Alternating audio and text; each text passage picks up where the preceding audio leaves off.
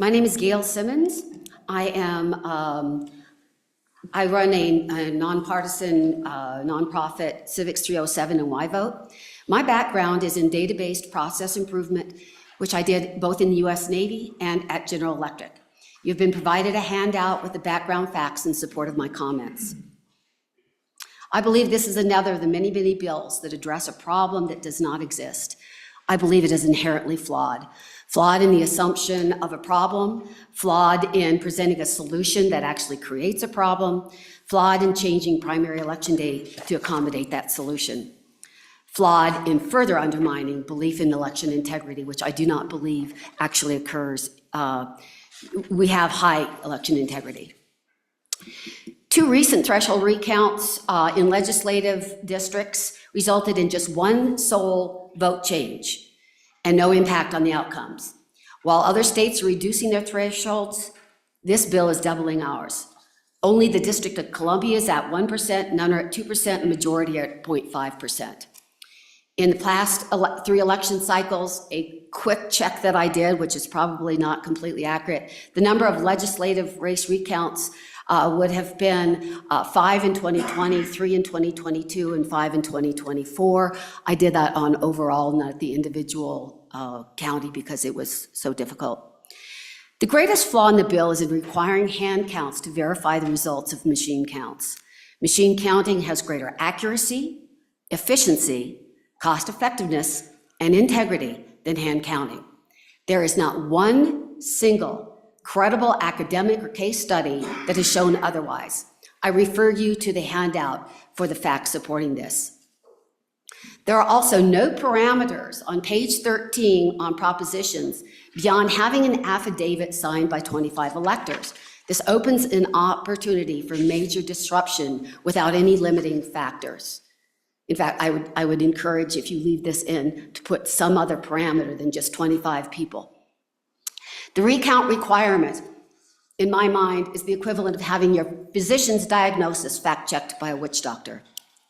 To accommodate the time and accuracy inefficiencies of hand counting, the bill pulls in the election day to the beginning of August rather than the middle of the month. As a result, all the preceding deadlines are pulled forward as well. None of this is needed with machine recounts. The upside for voters is that the earlier date will shut off the deluge of ugly, deceptive, and inflammatory campaign mailers choking mailboxes this primary season. In summary, hand counts are inaccurate, time-consuming, costly, and lack the processing integrity of machines. If the desire is to increase the incidence of recounting from 1% to 2%, it does no harm, provided it is done by machine. If the intent is to provide for a recount for an anomalous result, as identified in Weston County, it should be limited to that. And I stand for questions. Any questions for Ms. Simmons? Ms. Simmons, I do have a question. I know you're a big proponent of voter participation, as am I. Absolutely.